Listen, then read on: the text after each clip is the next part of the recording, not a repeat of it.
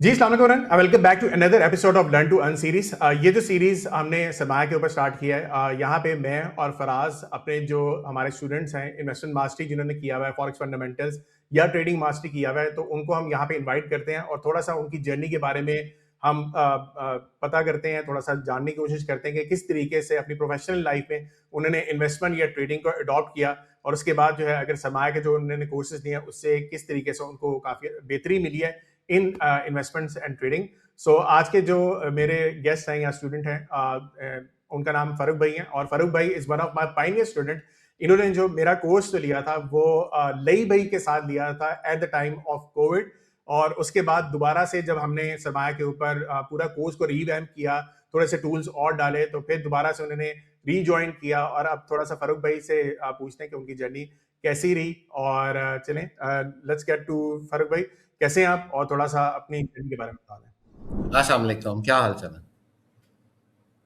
जी वालेकुम सलाम, बिल्कुल ठीक ठाक, आप सुनाइए। अच्छा, मेरा प्रोफेशनल बैकग्राउंड ये है कि मैं बेसिकली बैंकिंग साइड से हूँ, लेकिन कुछ बैंकिंग में तकरीबन 18 इयर्स के बाद मैंने एक सॉफ्टवेयर हाउस ज्वाइन कर लिया था। तो ये तो मेरे प्रोफेशनल बैकग्राउंड है। उसके बाद हुआ ये कि after at the age of 40 मुझे रियलाइज़ हुआ कि यार आपके पास ना कुछ पैसिव इनकम होनी चाहिए या आपका जॉब का एक कुछ ना कुछ बैकअप होना चाहिए। अच्छा, वो उस वक़्त तक ये होता है कि चूँकि हम लोगों के पास फाइनेंशियल लिटरेसी तो है नहीं इतनी। तो सबसे पहले जो हम लोगों को ख़्याल आता है कि यार एक प्लॉट लें और उसके ऊपर घर बना के बेचना शुरू कर दें। तो आई स्टार्टेड विद दिस और कुछ अर्सा वो किया, लेकिन समहाउ मुझे बीच में कुछ ऐसी मेरी कोई डोमेस्टिक नीड्स थी कि मुझे वो जो-सा ना उसमें से एक मेजर चंक जो-सा निकालना पड़ा, तो मेरे वो कंस्ट्रक्शन के प्रोजेक्ट नहीं चल सके। अच्छा, फिर हुआ ये कि अब कंस्ट्रक्शन का प्रोजेक्ट नहीं हुआ, तो चलो यार एक थोड़े से पैसे हैं, तो मैंने एक अंडर वैल्यूड सोसाइटी में जो है ना प्लॉट ले लिया। और अच्छा, आप सोचो। अच्छा, ये जो ईयर है जो आप कंस्ट्रक्शन की बात कर रहे हैं, ये कौन सा टाइम था? और फिर उसके बाद जो आपने नेक्स्ट जो सोसाइटी वाले प्लॉट की बात की, ये कौन सा ईयर था? ये दैट वाज अराउंड 2008-9, मतलब ये एक्टिविटी मैंने स्टार्ट की थी। और फिर ये हुआ राइट। कि मुझे 13 में मुझे पैसों की ज़रूरत पड़ी, तो मैंने वो चंक निकाल लिया। तो एक 13 में मैंने एक अंडर वैल्यूड जो-सी सोसाइटी थी, वो अंडर वैल्यू कह रहा हूँ, अब आदत पड़ गई है चीज़ों को अंडर वैल्यू कहने की। वो जो अंडर डेवलप्ड थी, वो वाली सोसाइटी में मैंने एक प्लॉट ले लिया क्योंकि पैसे ही बहुत थोड़े से बचे थे। तो अच्छा, उसके बाद हुआ कि अब क्या करें यार? तो सोचते रहे, क्योंकि हम लोगों की सोच ये होती है कि मैंने जो भी काम करना है, लेट्स सपोज़ अगर कंस्ट्रक्शन है, क्योंकि एक ही चीज़ हमारे ज़हन में आ रही होती है, जो नॉर्मली जॉब वाले लोग होते हैं कि यार एक प्लॉट ले लो और वो कुछ अरसे के बाद बढ़ जाएगा, और उससे ज़्यादा अगर आगे जाना तो कंस्ट्रक्शन करके कुछ रेवेन्यू जनरेट करना शुरू कर। अच्छा, वो एक्टिविटी तो खत्म हो गई। अब मैं सोचता रहा कि यार मेरे पास 2-3 करोड़ होगा तो मैं कुछ कर सकूँगा। तो इसी चक्कर में मैं 2-3 साल इसी तरह से मतलब सोचते-सोचते गुज़र गए। तो मेरी सिस्टर हैं, उन्होंने मुझे आइडिया दिया कि आप पीएसएक्स में जो है ना इन्वेस्टमेंट करें, इसमें थोड़े पैसों के साथ भी स्टार्ट किया जा सकता है। सो 2018 में मैंने एक ब्रोकर के साथ अकाउंट खुलवा लिया। अच्छा, एक उस वक़्त में अमाउंट तो ख़ैर छोटी थी, 5 लाख रुपया डाला। तो मैंने वो स्टार्ट किया, तो जो वो कहता जाता था मैं करता जाता था, लॉस होता जाता था। तो हुआ ये कि मेरा पोर्टफोलियो जो है ना 60% जो है ना लॉस में चला गया। तो फिर मैंने सोचा कि यार ये क्या हो रहा है? बीइंग बैंकर आपको ये होता है कि यार मेरा इतना मेजर चंक जा चुका हुआ है, तो मैं अब क्या करूँ? तो अच्छा, मैंने कहा अब ये स्टॉक खरीदते क्या? अच्छा, इसमें स्टॉक्स जो आप बता रहे हैं 60% लॉस में आपके गए, इनमें कौन कौन से स्टॉक्स उस ब्रोकर ने रिकमेंड किया था सर, आपको? उसने मुझे उस वक़्त टीआरजी लेके दिया था। और इस तरह से मतलब एग्ज़ैक्टली अब इतने पुराना है, मुझे एग्ज़ैक्टली याद नहीं, और उस वक़्त इतना मतलब होता भी नहीं था। एक ट्रीट मैंने 44 पे लिया था, वो मुझे याद है। बहुत पुरानी बात ठीक है। है। सो ये दोनों वैसे कंपनीज, टीआरजी एंड ट्रीट, ये उस टाइम भी फंडामेंटली स्ट्रांग नहीं थी। अब तो खैर थोड़ा सा ट्रीट में थोड़ी सी बेहतरी फिलहाल आ रही है, बट ये दोनों उस टाइम के पीरियड थे 2018-2019, जब आपके थोड़े से इंटरेस्ट रेट वगैरह भी इस टाइम बढ़ रहे जी। थे। तो स्टॉक मार्केट अनफ्रेंडली इन्वायरमेंट, जो हमने कोर्स में भी डिस्कस किया हुआ कि कौन से पीरियड हमारे पास एनवायरमेंट्स होते हैं जिसमें स्टॉक मार्केट ज्यादा परफॉर्म नहीं करती। तो आपको ब्रोकर ने वहां पे ऐसे पोजीशन में फंसा दिया, तो 60% आपका जी। पोर्टफोलियो नीचे चला गया। फिर उसके बाद फिर क्या अच्छा, हुआ? उसके बाद हुआ कि यार ये मतलब ये ऐसी कौन-सी चीज़ है कि मुझे नहीं पता और जिसकी वज़ह से मुझे लॉस होता जा रहा है। तो फिर मैंने सोशल मीडिया, फ़ेसबुक, यूट्यूब और उसपे देखना शुरू किया। तो मुझे एक व्हाट्सऐप का किसी ने लिंक शेयर किया, तो वो मैंने ग्रुप जॉइन कर लिया। वहाँ पे मतलब कुछ ऐसा, कुछ लोग उसमें वैसे बाकी बहुत अच्छे थे, उन्होंने हमें बहुत सारी चीज़ें बता दी, जैसे मूविंग एवरेज सबसे पहले मैंने यूज़ वहीं पे करनी शुरू की, तो वहाँ से थोड़ा-सा मतलब अंदाज़ा होना शुरू हो गया कि अच्छा इससे ऊपर चला जाए तो कर ले, लेकिन वो ऐसे ही कोई इतनी सफिशिएंट नॉलेज नहीं था कि फिर उधर आपने कुछ अरसे के बाद जॉइन किया, तो वहाँ से आपके साथ इंटरेक्शन स्टार्ट हुई। तो फिर मतलब आपसे इंटरेक्शन रहती थी, पूछ लेते थे, आप बता देते थे, लेकिन उस तरह से कोई चैनलाइज़ हमारे पास तो इन्फॉर्मेशन का है ही नहीं कि यार अगर मैं ये काम करना चाहूँ तो मैं कि मुझे क्या-क्या चीज़ें करनी है, ना इसकी कोई फॉर्मल एजुकेशन है। तो खैर एनीहाउ वो फिर हुआ ये कि इस तरह चलता रहा प्लस माइनस के साथ, तो फिर वो कोविड की स्टोरी स्टार्ट हुई, तो सारे ही हम लोग घर में बैठ गए।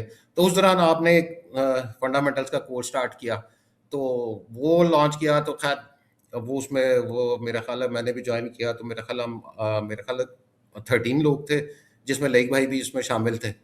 तो वो जॉइन किया। जी। फिर खैर आहिस्ता-आहिस्ता उसमें, लेकिन वो इतना शुरू में मुश्किल लगा कि समझ ही नहीं आ रही थी कि क्या था, कि ये अब उस मतलब बैंकिंग तो थी, लेकिन वो फाइनेंशियल बैकग्राउंड मेरी नहीं थी। लेकिन खैर आपने उसको चीज़ों को सादा-सादा लफ्ज़ों में बताया, लेकिन मुझे वो बहरहाल मुश्किल लगा। लेकिन उस दौरान उसकी चीज़ उसके बेस के ऊपर मैंने वो एक सिस्टम लिमिटेड उस वक़्त 175 का लिया था, तो वो 300 समथिंग का गया। फिर एटीआरएल मुझे याद है कि वो मैंने लिया था 95 का, तो वो 200 समथिंग पे गया, तो इस तरह से वो स्टार्ट हुआ। खैर जब कोर्स खत्म हुआ तो वो उसके लिए डाटा के लिए भी बहुत एफर्ट करनी पड़ती थी, और वो जो मॉडल आप बताते थे वो भी हमें बनाना बड़ा मुश्किल लगता था, उस उतना कोशिश भी नहीं की। तो फिर मैंने यूट्यूब पे देखना शुरू कर दिया इधर उधर, तो आहिस्ता आहिस्ता वो थोड़ा सा लगा कि यार एक टेक्निकल जो सी ना आसान चीज़ है, तो वो स्टार्ट किया। खैर आपसे डिस्कशन होती रही, तो आपने मुझे था कि यार चलो फॉरेक्स भी ट्राई करें, गोल्ड भी ट्राई करें। तो मैंने आपसे बात की, तो आपने मुझे कहा कि यार फराज का कोर्स आप ज्वाइन कर लें। तो गालबन 6th बैच में मैंने उनको ज्वाइन किया 2023 में गालबन। तो वो वहाँ से मेरी जर्नी जो सी ना एक्चुअली मेरी वो सक्सेस स्टोरी स्टार्ट होनी शुरू हुई, कि मैं थोड़ा पॉजिटिव होना शुरू हुआ। खैर वो फराज ने बहुत अच्छी तरह हम लोगों को बताया, और अभी तक बता ही रहे होते हैं हमें भी। तो खैर फराज के साथ करते गए, मेरी थोड़ी सी जो सी है वो ट्रेडिंग बेहतर होनी शुरू हो गई। तो हुआ ये कि मैंने एक ट्रेड ली हुई थी एफसीसीएल में। वो मैंने तकरीबन कोई 13-14 पे ली थी, तो मैं उसको फोरकास्ट कर रहा था कि 35 तक जाएगी। तो वो जब चल रही थी, तो आपकी मीनवाइल एक यूट्यूब पे वीडियो आपने शेयर की थी एफसीसीएल के ऊपर ही, तो उसमें आपने उसको जी, फॉरकास्ट बिल्कुल। 99 या 90 प्लस के करीब किया था। तो मैंने कहा 90 के पास किया था, हाँ, तो बिल्कुल। मैंने कहा यार ये कैसे किया? मैं मतलब याद तो था कि ये इस तरह से करते हैं, लेकिन मैंने फिर खैर मैंने आपसे बात की, तो मैंने दोबारा वो फंडामेंटल्स का कोर्स कैपिटल मार्केट्स का जॉइन किया। वो इसी साल मेरा ख़्याल है फरवरी में स्टार्ट हुआ था। तो वहाँ पे से फिर मैंने उसको ज़रा बहुत ज़्यादा फ़ोकस होके किया, और मैंने वो उसमें ख़ासा काम भी हमें करना पड़ा। तो वो फिर मेरी सक्सेस स्टोरी हुई। सबसे पहले मैंने फिर दोबारा एफसीसीएल को एनालिसिस किया।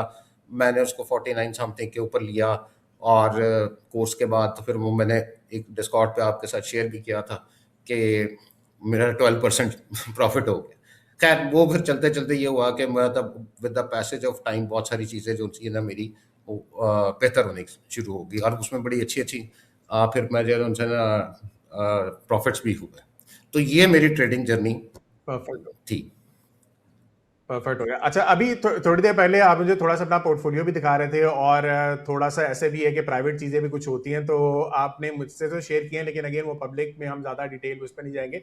80% का आपने मुझे दिखाया कि आपका प्रॉफिट जनरेट हुआ है इन द लास्ट 6 मंथ्स, जहां पे तकरीबन मार्केट ने 40% परफॉर्म 40-45% परफॉर्म किया, तो आप ऑलमोस्ट मार्केट को बहुत जबरदस्त बीट कर रहे हैं। अच्छा, जो जो पहले आपने जब कोर्स लिया था, जब मेरे कोविड के दौरान था, तो मुझे पता है कि वो काफ़ी ज़्यादा उस टाइम डाटा भी अवेलेबल नहीं होता था। फिर सरमाया के ऊपर लईक भाई ने डाटा डेवलप किया था, तो उसके बाद टूल्स जब हमारे पास आना शुरू हो गए, और उसके बाद जब मैंने कोर्स को रीवैम करके दोबारा से जब सरमाया के ऊपर बनाया था, तो इतनी आसान तरीके से अब चीज़ें हमने डेवलप कर दी हुई हैं, तो मेरे ख्याल से आपको वहां पे भी काफ़ी हेल्प हुई होगी कि अब स्ट्रक्चर्ड वे में आपको सारी चीज़ें मिल रही हैं। हाँ जी, ऐसा ही है? एग्ज़ैक्टली।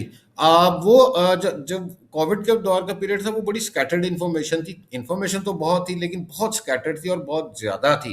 तो इसी वजह से वो ये लगता था कि यार ये बड़ा मुश्किल काम है और इतना डाटा इकट्ठे कैसे करेंगे, सारा कुछ था। तो वो जब सरमाया ने भी देना शुरू किया, तो वो हमारे लिए मतलब ऑल टुगेदर मतलब वो जो सा ना व्यू चेंज हो गया था।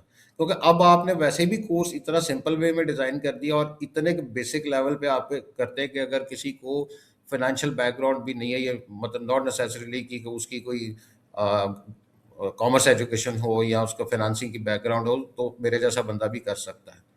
तो इस वजह से मतलब ये है कि मेरा मुझे लगता है कि वो अब बहुत बेहतर फॉर्म में आ गया हुआ है।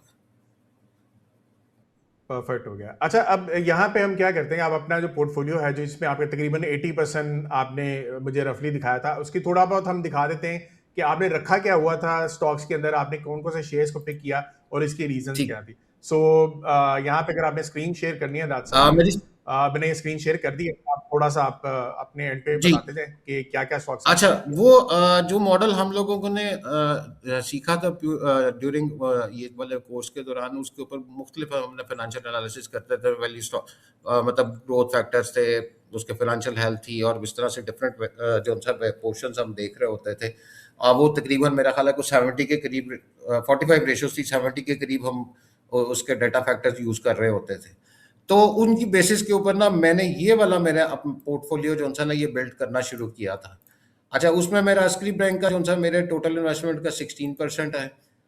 City pharma although it's in loss, लेकिन ये है कि हमारे एनालिसिस की उस स्कोरिंग मॉडल की बेस के ऊपर ये है कि ये इट्स लॉन्ग टर्म में इसकी नहीं परफॉर्मेंस अच्छी होनी होनी चाहिए। फिर ये एफसीसीएल मेरा बहुत अच्छा चल रहा है अभी भी, मतलब इसी तरह से चल रहा है। अच्छा, ये इसमें ये है कि ये मेरी करंट जो सी है पोर्टफोलियो है, चूँकि मुझे थोड़ा सा एडवांटेज ये है कि मुझे टेक्निकल की बैकग्राउंड भी है।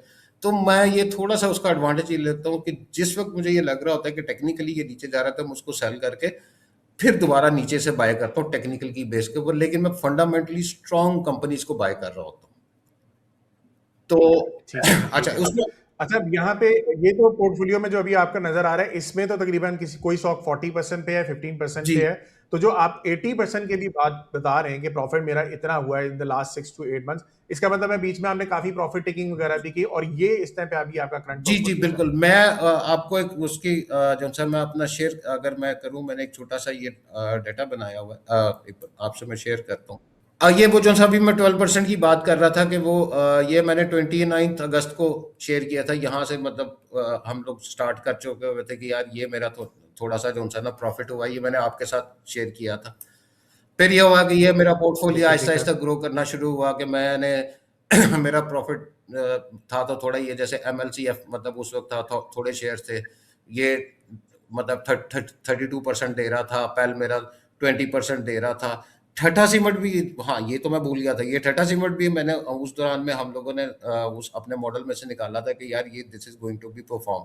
ऑल्दो मेरा ख़्याल है कि मैंने लेट एंट्री ली थी, लेकिन उससे पहले मुझे पता ही नहीं था कि ये कंपनी भी एग्ज़िस्ट करती है और इसको किस बेस के ऊपर देखना है।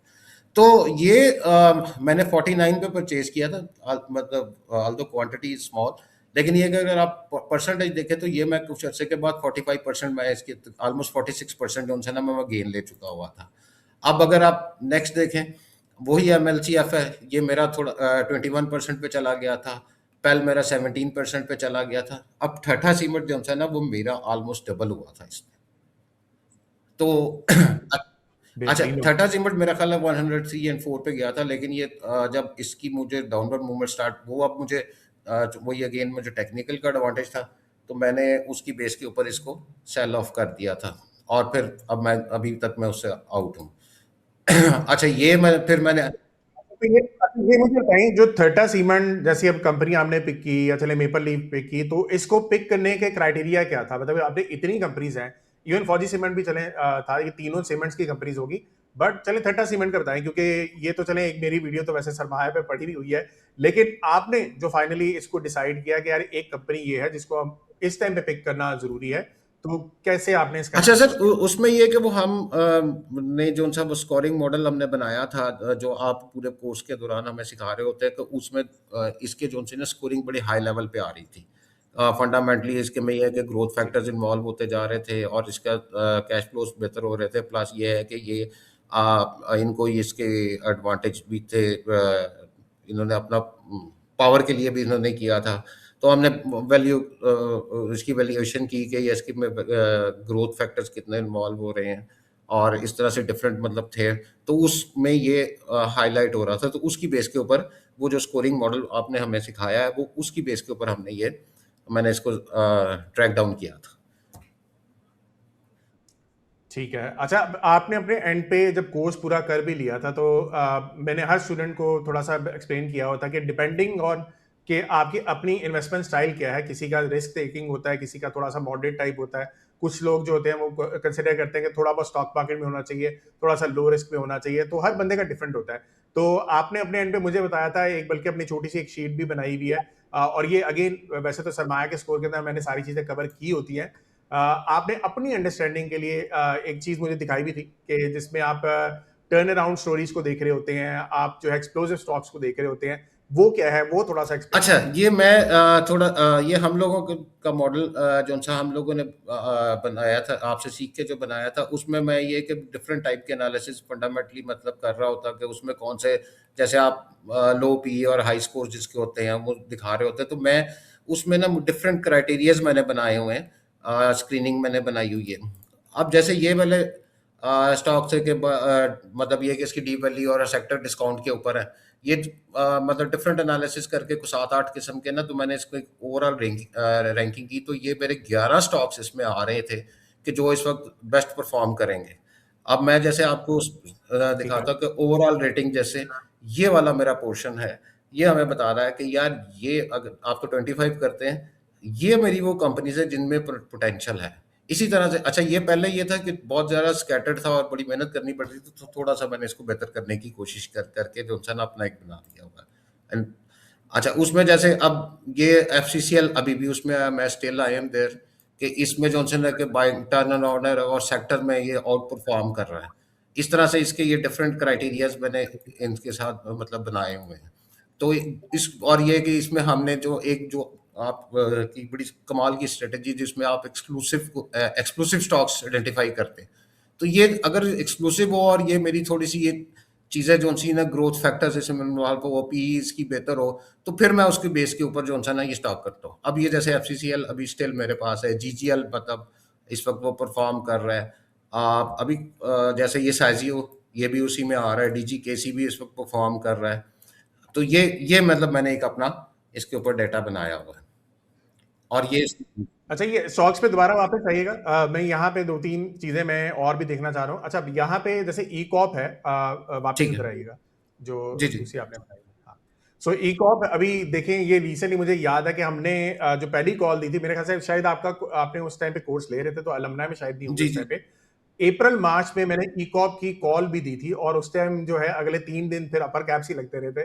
जीजीएल ऑलरेडी हमने सरमाया के ऊपर लास्ट ईयर फराज ने अपने कॉल दी थी, मैंने फरवरी मार्च में भी ये भी कहना शुरू कर दिया था कि अभी फंडामेंटली भी मुझे लग रहा है ये ऊपर जाना चाहिए। तो सारे स्टॉक्स इस टाइम फंडामेंटली अच्छे भी हैं। इवन पावर अगर आप देखें तो ये फंडामेंटली उतनी स्ट्रॉन्ग कंपनी नहीं है जितनी सीमेंट्स की बाकी हैं, बट इसने परफॉर्मेंस बहुत जबरदस्त दी है, रिसेंटली देखी भी है, और ये हमने इस पे बुल्स बीएस पे भी इसकी कॉल दी थी। जीएचएनआई अगेन टॉप 25 पिक्स है मेरी, बरी बेरी वैसे आ रहा है, चलिए ये तो हो गया आपके जी, जी। अल्कोहल वगैरह भी ये बनाते हैं। फिर उसके बाद साजू बेहतरीन हमारे पास परफॉर्म कर रही है। एसआरवीआई, ठीक है, अब ये ऐसे स्टॉक्स हैं सर्विस इंडस्ट्रीज के, ये बहुत आउटस्टैंडिंग, अभी रिसेंटली भी इसने बड़ी जबरदस्त परफॉर्मेंस दी है, बहुत आउटस्टैंडिंग इसका रिजल्ट भी रहा है। और उसके बाद अगर आप देखें डीजी केसी है, डीएलएल मेरे ख्याल से 26 नंबर डीएलएल आ रहा है ना जी, यहाँ जी। पे, जो इससे जी, नीचे है इससे बहुत डीएलएल। परफॉर्म। अब यहाँ पे देखें डीएलएल कितना जबरदस्त परफॉर्म कर चुकी है। तो वही चीज है कि आप जितनी भी चीजें यहाँ पे पढ़ रहे हैं, फंडामेंटली जो कोर्स में पढ़ाई हुई है, आप जब स्क्रीन डाउन करते हैं, ये चीजें थोड़ी सी शॉर्टलिस्ट करना चाह रहे होते हैं, तो ये हेल्प थोड़ा सा हो जाती है इसमें। तो ऐसे ही है जी, जी, फरूक भाई। बिल्कुल एग्ज़ैक्टली ऐसे ही है। इसी बेस के ऊपर अब मैंने जो से ना वो स्टार्ट की हुई है। और अब मेरा ये होता है कि अब चूँकि ऑफ कोर्स जॉब भी चल रही होती है, फिर आपकी फैमिली कमिटमेंट भी होती हैं। तो अ, अब मैंने ये कर दिया कि मैं इसको मैं लिस्ट डाउन कर लेता हूँ और उसमें से फिर मैं कुछ टेक्निकल फैक्टर्स भी देख के मैं एक ट्रेड लेके उसको अगले 3 महीने के लिए छोड़ देता हूँ। अब मैं इसको रिव्यू करूँगा क्वार्टरली। परफेक्ट हो गया। चलें, अच्छा ये तो फरूक भाई हो गया, सारी आपकी ग्रोथ भी आ गई, नजर आ गई, आपने जो वर्किंग की, सरमाया की ट्रेनिंग्स ली, उसके बाद आपकी एक डेवलपमेंट अच्छी बन गई और आपने खुद से इसको शॉर्टलिस्ट करना सीख लिया। सो इसको रियल लाइफ में भी अगर आप किसी मतलब अब जाहिर सी बात है, पैसा जब बंदा बनाता है कहीं ना कहीं खर्च तो करता जी। है, तो आपने कोई खर्चा वगैरह किया, कोई घर की कंस्ट्रक्शन के लिए लोग कर लेते हैं या कोई गाड़ी खरीद लेते हैं या ऐसी कोई चीज बंदा कर लेता है, तो आपने कोई इस तरह का कुछ किया जी, था? जी। वो इस दौरान में ये हुआ है कि मैंने इस साल एक गाड़ी खरीदनी थी, तो मुझे अपनी फैमिली के लिए चाहिए थी। तो मैंने उसमें से एक मेजर चंक जो-सा है ना, वो ये जो मैं इन्वेस्टमेंट से अर्निंग की थी, वो ऑलमोस्ट 45% जो-सा है ना, वहाँ से रेवेन्यू जनरेट किया था, वो इस्तेमाल किया। प्लस उससे कुछ अर्सा पहले मैंने घर की कुछ रेनोवेशन की थी, वो भी एक छोटी अमाउंट थी, लेकिन वो सारी मैंने इधर से ही जनरेट की थी। और फ्यूचर में ये है कि हो सकता है कि मतलब मेरी और नीड्स मतलब यही पूरी कर रहा होगा होपफुली। बेहतरीन हो गया। सो ये एक ये वाली जो मेंटेलिटी है ना, ये हर बंदे की तकरीबन होनी चाहिए कि अगर आपका जो पैसा आप जो बनाते हो, जॉब से बनाते हैं या बिजनेस से बनाते हैं, वो तो एक आपका एक्टिव इनकम होती है, लेकिन वही पैसा आप स्टॉक मार्केट में डाल दें, या हम ये भी कहते हैं कि कैपिटल मार्केट्स होती हैं। आपको गोल्ड अच्छा लगता है, सिल्वर अच्छा लगता है, वो भी इस टाइम ऊपर जा रहे हैं। लाइक भाई की भी वीडियो सरमाया यूट्यूब के ऊपर पड़ी हुई है। मैं वैसे ही कोर्स के अंदर डीपली जो उसके फंडामेंटल्स होते हैं वो भी कवर करता हूँ। फॉरेक्स फंडामेंटल्स का अलहदा भी मेरा कोर्स इसके अंदर है। हम बहुत ज्यादा डीप उसमें एनालाइज कर रहे होते हैं, तो ये थोड़ा सा आइडिया मिलता है कि आपको पैसिव इनकम जो आपकी है वो कैसे जनरेट करे। जिस तरह से फर्क भाई अगेन अगेन मेजर माशाल्लाह सक्सेस स्टोरी। और जो आपकी एज, अगेन हम आप ये भी एक बात कर रहे थे, age is just a number, तो ये भी एक जी, बड़ी एग्ज़ैक्टली। मजेदार चीज है कि इस एग्जैक्टली इसमें भी आप एफर्ट कर रहे हो और आप देख रहे हो कि मैं किस तरीके से टेक्नोलॉजी को यूज करते हुए भी इसको अंदर कोई बेहतरी हाँ ला जी। सकता हूँ। जी, एग्ज़ैक्टली। देखिए ना, मतलब 40 की एज में तो मुझे ये अवेयरनेस नहीं थी कि मैंने करना क्या है। फिर वो आहिस्ता-आहिस्ता अवेयरनेस आनी शुरू हुई। अब मुझे ये लगता है कि इस कोर्स के बाद कि यार मैंने जो-सी वो प्रॉपर्टी वगैरह में जो इन्वेस्टमेंट की थी, वो तो मेरा ख़्याल है कि हम लोगों ने टाइम ज़ाया किया था। जो मतलब अर्निंग अगर आप देखें 80% अगर मुझे 6 महीने में मिल रहा है, तो उससे बेहतर और क्या है। और मतलब ये कि ना, आप उसमें आपको बहुत सारी एक्टिविटीज़ करनी पड़ती हैं, लेबर इन्वॉल्व होती है, सारा कुछ होता है, कॉमन सेक्टर्स इन्वॉल्व हो जाते हैं। तो ये सबसे बेहतर ये है कि बंदा ये इसको सीखे, और इसमें वाक़ई ऐज नहीं मैटर करती है। आप देखें ना कि मैंने 52 की ऐज में मैंने इन्वेस्टमेंट स्टार्ट की, 53-54 की ऐज में जाके मेरी जो-सा है कुछ सक्सेस स्टोरी बननी शुरू हुई। अब आके मैंने 59 की ऐज में आके आप देखें कि मैंने एक अपना स्क्रीनर भी बना लिया हुआ है, जिसमें मैंने डेटाबेस SQL यूज़ किया और उसके साथ एक्सेल के साथ किया। फिर मैं बीआई को बहुत ज़्यादा यूज़ कर रहा होता हूँ। मैंने मुख्तलिफ प्रॉम्प्ट्स बनाए हुए हैं अपने मैं उसको भेजता हूँ, जो अगर ये स्टॉक मैं इधर से शॉट डाउन करता हूँ, उसके बाद होता ये है कि मैं उस प्रॉम्प्ट के थ्रू एनालिसिस करता हूँ, उसको देखता हूँ। फिर ये एक इनकी क्वार्टरली रिपोर्ट्स या ईयरली जो लेटेस्ट रिपोर्ट्स होती है, उसको एक दफ़ा रिव्यू करता हूँ। और फिर ये एनालिस्ट ब्रीफिंग इनकी आती है, वो देखता हूँ। उसके बाद फिर मैं ये डिसीजन करता हूँ, और वो अभी तक अल्हम्दुलिल्लाह बड़ा सक्सेसफुल मेरी स्टोरी चल रही है। परफेक्ट हो गया, जबरदस्त। अच्छा, ये मैं फॉर ऑडियंस ये भी थोड़ा सा एक्सप्लेन कर दूं कि अब तो आर्टिफिशियल इंटेलिजेंस का भी ज़माना है। तो पहली चीज़ ये होती है कि आपको ये समझ आनी चाहिए कि चीज़ें देखनी कैसे हैं, किस तरीके से एक कंपनी को एनालाइज करना होता है। इसमें फाइनेंशियल एनालिसिस, जिस तरह से अभी फारूक भाई ने भी दिखाया, फिर आप उसके अंदर वैल्यूएशन एनालिसिस करते हैं, जिस तरह उन्होंने ये भी दिखाया कि अगर कोई सस्ती वैल्यू बाइंग पड़ी हुई है किसी स्टॉक के अंदर, तो उसको भी वो कंसिडर कर रहे हैं। फिर इसके अलावा जो आपकी स्टेबिलिटी फैक्टर्स हमारे होते हैं, आपके ग्रोथ फैक्टर्स होते हैं, फिर आपका जो मैनेजमेंट एनालिसिस होता है, फिर बिजनेस एनालिसिस होता है।